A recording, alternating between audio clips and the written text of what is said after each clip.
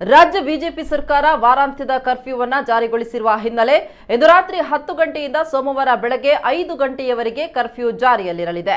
ಈ ಅವಧಿಯಲ್ಲಿ ಪೊಲೀಸರು ಅನಗತ್ಯ ಓಡಾಟಗಳಿಗೆ ಕಡಿವಾಣ ಹಾಕಲಿದ್ದಾರೆ. ವಾರಾಂತ್ಯದ ಕರ್ಫ್ಯೂ ಹಿನ್ನೆಲೆಯಲ್ಲಿ ದಕ್ಷಿಣ ಕನ್ನಡ ಜಿಲ್ಲೆಯಲ್ಲಿ ಬಸ್ ಸಂಚಾರ ಯಥಾಸ್ಥಿತಿಯಲ್ಲಿರಲಿದೆ. ಪರಿಸ್ಥಿತಿಯನ್ನ ನೋಡಿಕೊಂಡು ಬಸ್ ಸಂಚಾರದ ವ್ಯವಸ್ಥೆ ಮಾಡಲಾಗುತ್ತೆ ಅಂತ ದಕ್ಷಿಣ ಕನ್ನಡ ಜಿಲ್ಲಾ ಬಸ್ ಮಾಲಕರ ಸಂಘದ ಅಧ್ಯಕ್ಷ ಜಯಶೀಲ ಅಡ್ಯಂತಾಯ ಹೇಳಿದ್ದಾರೆ. ಕೊರೋನಾದ ಎಲ್ಲ ಮುನ್ನೆಚ್ಚರಿಕೆ ವಹಿಸಿಕೊಂಡು ಮಾಸ್ಕ್, ಸ್ಯಾನಿಟೈಸರ್ ಅಳವಡಿಸಿಕೊಂಡು ಪ್ರಯಾಣಿಕರ ಸೇವೆಗೆ ನಾವು ತಯಾರಿದ್ದೇವೆ. ಪ್ರಯಾಣಿಕರು ಕೂಡ ನಮ್ಮ ಜೊತೆ ಸಹಕರಿಸಬೇಕು. ನಾಳೆ ಜನಸಂಖ್ಯೆ ಕಡಿಮೆ ಇರುವ ಕಾರಣ ಆಯಾ ರಸ್ತೆಗಳಲ್ಲಿ ಪ್ರಯಾಣಿಕರ ಲಭ್ಯತೆಗಳನ್ನು ನೋಡಿಕೊಂಡು ನಾವು ಬಸ್ ಓಡಿಸಲಿದ್ದೇವೆ ಅಂತ ಜಯಶೀಲ ಹೇಳಿದ್ದಾರೆ. ಇನ್ನು ಕೆಎಸ್ಆರ್ಟಿಸಿ ಬಸ್ ಸಂಚಾರವು ಎಂದಿನಂತೆ ಓಡಾಟವಿರಲಿದೆ ಅಂತ ಕೆಎಸ್ಆರ್ಟಿಸಿ ಮೂಲಗಳು ತಿಳಿಸಿವೆ.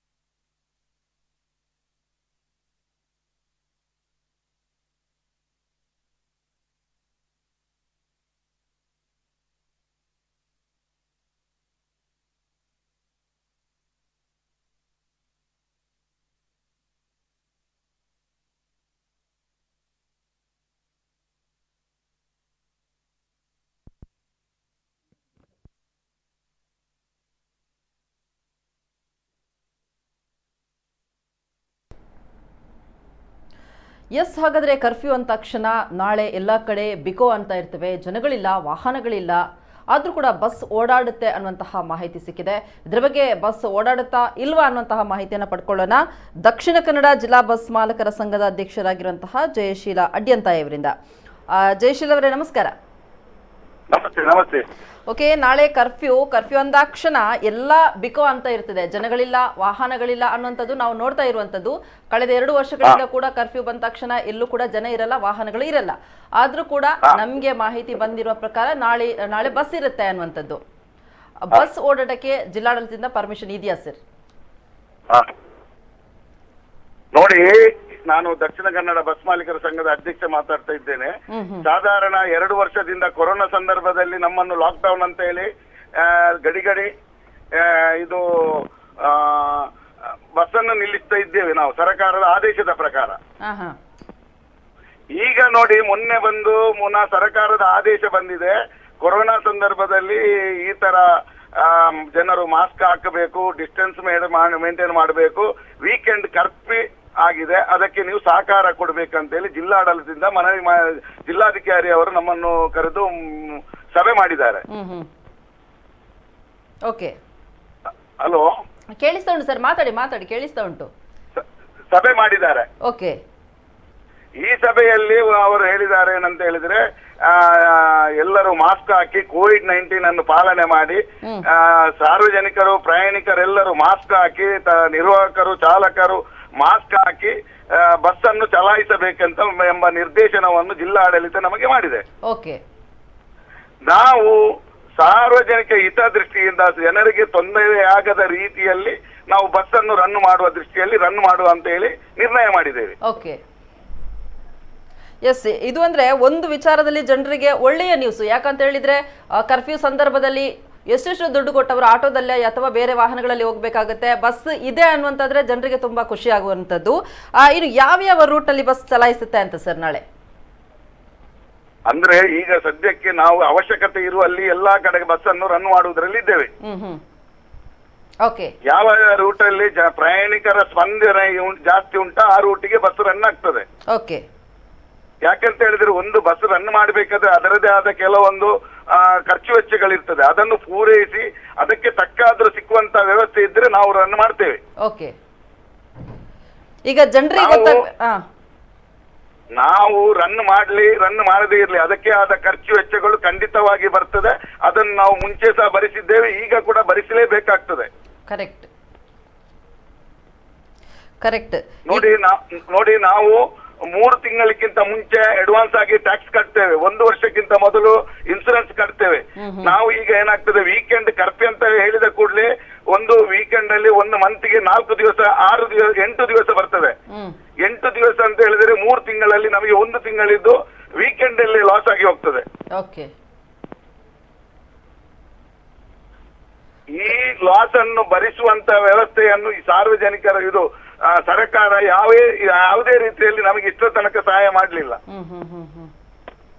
ಅದರ ಸಹಾಯದ ಬಗ್ಗೆ ಇಷ್ಟ ತನಕ ಯಾರು ಮಾತಾಡುದು ಕೂಡ ಇಲ್ಲ. ಕರೆಕ್ಟ್. ಅಂದ್ರೆ ಈಗ ಯಾರಿಗೆ ಸಮಸ್ಯೆ ಆಗ್ತಾ ಉಂಟು ಅದರ ಬಗ್ಗೆ ಜಿಲ್ಲಾಡಳಿತ ಏನು ಕ್ರಮವನ್ನ ತಗೊಳ್ತಾ ಇಲ್ಲ, ಕರ್ಫ್ಯೂ ಅನ್ನುವಂಥದ್ದನ್ನು ಜಾರಿಗೆ ತರುತ್ತೆ, ಅದರ ಬಗ್ಗೆ ಯಾರು ಕೂಡ ಗಮನ ಕೊಡ್ತಾ ಇಲ್ಲ ಅನ್ನೋಂಥದ್ದು. ಓಕೆ ಸರ್, ಒಂದು ವೇಳೆ ಈಗ ಯಾವ ಯಾವ ರೂಟ್ನವರಿಗೆ ನಾಳೆ ಬಸ್ ಉಂಟಾ ಇಲ್ವಾ ಅಂತ ಗೊತ್ತಾಗ್ಬೇಕು. ಈಗ ನಾವೇನಾದ್ರೂ ನಾಳೆ ಬಸ್ ಉಂಟು ಅಂತ ಹೇಳಿದ್ರೆ ಬರ್ತೇವೆ, ಇಲ್ಲಾಂದ್ರೆ ಮನೇಲಿ ಕೂರ್ಬೇಕಾಗತ್ತದ ಪರಿಸ್ಥಿತಿ ಬರುವಂತದ್ದು. ಆದ್ರೆ ಜನರಿಗೆ ಗೊತ್ತಾಗ್ಬೇಕಲ್ಲ.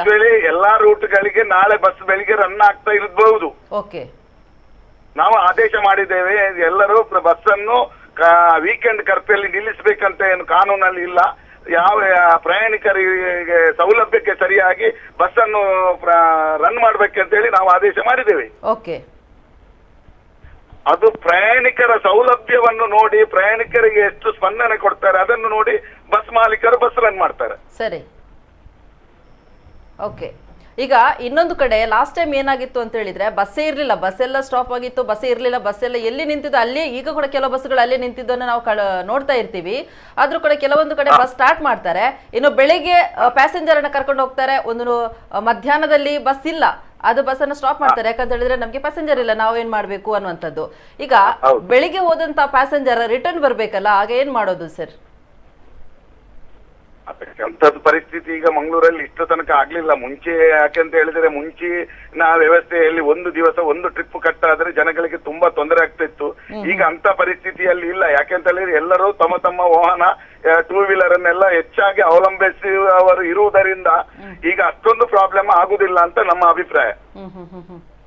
ಆದ್ರೂ ಈಗ ಬೆಳಿಗ್ಗೆ ಪ್ಯಾಸೆಂಜರ್ ಬಂದ್ರೆ ಅವರಿಗೆ ರಿಟರ್ನ್ ಬರ್ಲಿ ಕೂಡ ವ್ಯವಸ್ಥೆ ಆಗಿರ್ಬೇಕಲ್ಲ ಸರ್, ಹಾಗೆ ಹೇಳ್ತಾ ಇದ್ದೀನಿ. ಅಲ್ಲ, ಬೆಳಿಗ್ಗೆ ಬಂದ್ರೆ ಅದೇ ರೂಟ್ ಅಲ್ಲಿ ಬಸ್ ಇರ್ಲಿಕ್ಕೆ ಇರ್ತದೆ, ಇರದಿರ್ಲಿಕ್ಕೆ ಚಾನ್ಸಸ್ ಇಲ್ಲ. ಓಕೆ, ಯಥಾವತ್ತಾಗಿ ಬಸ್ ಓಡಾಟ ನಡೆಯುತ್ತೆ. ಈಗ ಬೆಳಿಗ್ಗೆ ಸ್ಟಾರ್ಟ್ ಆದ್ರೆ ಸಂಜೆವರೆಗೂ ಸಾರ್ವಜನಿಕರ ಯಾವ ಸರ್ ನಮಗೆ ಸ್ಪಂದನೆ ಕೊಡ್ತಾರ ಅದಕ್ಕೆ ಅನುಗುಣವಾಗಿ ಖಂಡಿತವಾಗಿ ಬಸ್ ರನ್ ಆಗ್ತದೆ. ಓಕೆ, ಈಗ ಏನಾದ್ರೂ ಜಿಲ್ಲಾಡಳಿತದಿಂದ ರೆಸ್ಟ್ರಿಕ್ಷನ್ ಇದೆಯಾ ಸರ್, ಬಸ್ ಅಲ್ಲಿ ಇಷ್ಟೇ ಜನ ಇರ್ಬೇಕು, ಇಷ್ಟೇ ಪ್ಯಾಸೆಂಜರ್ ಇರ್ಬೇಕು ಅನ್ನುವಂಥದ್ದು? ಅಂತದ್ದೇನು ನಿಯಮ ಬರ್ಲಿಲ್ಲ. ಈಗ ಬಂದದ್ದು ಖಾಲಿ ಮಾಸ್ಕ್ ಕಡ್ಡಾಯವಾಗಿ ಹಾಕಿದ ಪ್ರಯಾಣಿಕರನ್ನೇ ಕರ್ಕೊಂಡು ಹೋಗ್ಬೇಕು, ಮತ್ತೆ ಚಾಲಕ ನಿರ್ವಾಹಕರು ಮಾಸ್ಕ್ ಕಡ್ಡಾಯವಾಗಿ ಹಾಕ್ಬೇಕಂತ ಜಿಲ್ಲಾಡಳಿತದ ಆದೇಶ. ಓಕೆ ಸರ್, ಈಗ ಧೈರ್ಯವಾಗಿ ಎಲ್ಲರೂ ಕೂಡ ಎಲ್ಲ ಪ್ಯಾಸೆಂಜರ್ ಕೂಡ ಅವರು ಯಥಾವತ್ತಾಗಿ ಹೋಗ್ತಾ ಇರುವಂತಹ ಬಸ್ಸಿಗೆ ನಾಳೆಯಿಂದ ಹೋಗ್ಬೋದು, ನಾಳೆ ಮತ್ತು ನಾಡಿದ್ದು ಕೂಡ ಹೆಚ್ಚಿನ ಅಂಶವಾಗಿ ಯಾವುದೇ ಬಸ್ ಪ್ರಯಾಣಿಕರಿಗೆ ನಾನು ಹೇಳಿದ್ದೇನಲ್ಲ, ಪ್ರಯಾಣಿಕರ ಸ್ಪಂದನೆಗೆ ಸರಿಯಾಗಿ ಖಂಡಿತವಾಗಿ ಬಸ್ ರನ್ ಆಗ್ತದೆ. ಓಕೆ ಸರ್, ಒಂದು ಅಂದ್ರೆ ಕನ್ಫ್ಯೂಷನ್ ಇಲ್ಲಿ ಏನಂತಂದ್ರೆ ಪ್ರಯಾಣಿಕರ ಸ್ಪಂದನೆ ನೀಡಬೇಕಾದ್ರೆ ಬಸ್ ಇದ್ರೆ ಮಾತ್ರ ಗೊತ್ತಾಗುತ್ತೆ ಅಲ್ಲಿ ಜನರು ಇದ್ದಾರಾ ಇಲ್ವಾ ಅನ್ನಂತದ್ದು ಕೂಡ. ಈಗ ಜನರಿಗೆ ಕೂಡ ಅಷ್ಟೇ, ಬಸ್ ಬಂದ್ರೆ ಮಾತ್ರ ಅವರು ಬಸ್ ಅಲ್ಲಿ ಹೋಗುದಲ್ವಾ, ಹಾಗೆ. ಹೌದು, ನೀವು ಹೇಳಿದ್ದು ಸರಿಯಮ್ಮ. ನಾವು ಏನ್ ಹೇಳ್ತೇವೆ ಅಂತ ಹೇಳಿದ್ರೆ ನಾವು ಎಲ್ಲರಿಗೆ ನಿರ್ದೇಶನ ಕೊಟ್ಟಿದ್ದೇವೆ. ಇಲ್ಲಿ ಏನಂತ ಹೇಳಿದ್ರೆ ಖಂಡಿತವಾಗಿ ನಾಳೆ ಬಸ್ ರನ್ ಆಗ್ತದೆ, ಅದರಲ್ಲಿ ಏನು ಇದಿಲ್ಲ. ಆದ್ರೆ ಕೆಲವೊಂದು ಕಡೆ ನಾಳೆ ನಾಳೆಯ ವ್ಯವಸ್ಥೆಯನ್ನು ನೋಡಿ ನಾಡ್ದು ಯಾವ ರೀತಿ ನಡೆಸ್ತದೆ ಅಂತ ಹೇಳಿ ಅವರವರ ಮಾಲಕರಿಗೆ ಬಿಟ್ಟದ್ದು. Yes, correct. ಈಗ ನಾಳೆ ಗೊತ್ತಾಗ್ತದೆ ಏನು ಜನರು ಇದ್ದಾರಾ ಇಲ್ವಾ ಅನ್ನಂಥದ್ದು. ಆದ್ರೂ ಕೂಡ ಹೆಚ್ಚಾಗಿ ಈಗ ಕೆಲಸಕ್ಕೆ ಹೋಗುವವರಿಗೆ ಹೇಳಿದ್ರೆ ಇಲ್ಲಿ ಪ್ರಶ್ನೆ ಒಂದು ಉದ್ಭವ ಆಗಿದೆ ಏನಂತ ಹೇಳಿದ್ರೆ ಕರ್ಫ್ಯೂ ಜಾರಿ ಮಾಡಿದ್ದಾರೆ, ಪ್ರಯಾಣಿಕರು ಹೇಗೆ ಬರ್ತಾರೆ ಅಂತ. ಕರೆಕ್ಟ್, ಇದಕ್ಕೆ ಅನುಗುಣವಾಗಿ ಬಸ್ ರನ್ ಆಗ್ತದೆ. Yes, okay. ಹಾಗಾದ್ರೆ ಜನರ ಒಂದು ಸ್ಪಂದನೆಯನ್ನ ನೀಡಿ ನಾಳೆ ಬಸ್ ಇದೆ ಅನ್ನುವಂಥದ್ದು ಸ್ಪಷ್ಟ ಮಾಹಿತಿಯನ್ನ ನಂತರ ನೀವು ಕೊಡ್ತೀರಾ ಏನ್ ಸರ್? ಅಂದ್ರೆ ಬಸ್ ಉಂಟಾ ಇಲ್ವಾ ಅನ್ನೋಂಥದ್ದು ಮತ್ತೆ ನಮಗೆ ಸಿಗ್ತದ? Okay, okay sir, thank you sir, thank you sir. ನಿಮ್ಗೆ ಕೂಡ ಬಸ್ನವರಿಗೆ ಕೂಡ ಉಪಕಾರ ಆಗ್ಬೇಕು, ಜನರಿಗೆ ಕೂಡ ಉಪಕಾರ ಆಗ್ಬೇಕು ಇದರಿಂದ. ಅದೇ ನಮ್ಗೆ ಸಹ ಅದೇ, ನಾವು ಜೀವ ಇದ್ದರೆ ಜೀವಮಾನ ಅಂತ ಹೇಳಿದಾಗ ಹಾಗೆ ನಾವು ಸಹ ಬದುಕಿದರೆ ಇನ್ನೊಬ್ಬರನ್ನು ಬದುಕಿಸಲಿಕ್ಕೆ ಸಾಧ್ಯ ಉಂಟು. Correct sir, correct sir. ನೀವು ಹೇಳುವುದರಲ್ಲಿ ಕೂಡ ಅರ್ಥ ಇದೆ. ಯಾಕಂದ್ರೆ ನಾವು ಲಾಸ್ಟ್ 2 years ಇಂದ ನೋಡ್ತಾ ಇರ್ತೀವಿ, ಬಸ್ ಎಲ್ಲೆಲ್ಲಿ ಒಂದು ಸ್ಟಾಪ್ ಅಲ್ಲಿ ನಿಂತಿದೆ ಇನ್ನೂ ಕೂಡ ಅಲ್ಲೇ ಇದೆ. ಅಂದ್ರೆ ಅವರಿಗೆ ಏನು ಅದರಿಂದ ಲಾಭ ಪಡೆಯಲಿಕ್ಕೆ ಆಗ್ತಾ ಇಲ್ಲ, ಇನ್ನೂ ಸಹ ಬಸ್ ತೆಗೆಯಲಿಲ್ಲ. Correct sir. ಓಕೆ ಸರ್, ನಮ್ಮ ನಾವು ಒಂದು ಇಂಪ್ರೂವ್ಮೆಂಟ್ ಆಗುವ ಸಂದರ್ಭದಲ್ಲೇ ಪುನಃ ನಮ್ಮನ್ನು ಲಾಕ್ ಡೌನ್ ಮಾಡಿದ್ದಾರೆ. Correct, correct sir. Okay sir, ನೀವು ಕೂಡ ಈಗ ಬಸ್ ಅನ್ನು ಓಡಾಟ ಮಾಡ್ತಾ ಇದ್ರೆ ನಿಮಗೂ ಕೂಡ ಒಂದು ಸಕ್ಸಸ್ ಸಿಗ್ಲಿ, ಹಾಗೆ ಜನರಿಗೆ ಕೂಡ ಇದರಿಂದ ಉಪಕಾರ ಆಗಿದೆ ಅನ್ನುವಂಥದ್ದು ಕೂಡ ನಮಗೆ ಅನಿಸ್ತಾ ಇದೆ. ನಾವು ಕೂಡ ಸರ್ಕಾರದ ನಿಯಮಗಳನ್ನ ಪಾಲಿಸಿಕೊಂಡು ಈ ಒಂದು ಆದೇಶವನ್ನ ಉಲ್ಲಂಘನೆ ಮಾಡೋದು ಬೇಡ ಅಂತ ಹೇಳ್ತಾ ಥ್ಯಾಂಕ್ ಯು ಸರ್ ನಮ್ಮ ಕೂಡದೊಂದಿಗೆ ಮಾತನಾಡಿದ್ದಕ್ಕೆ.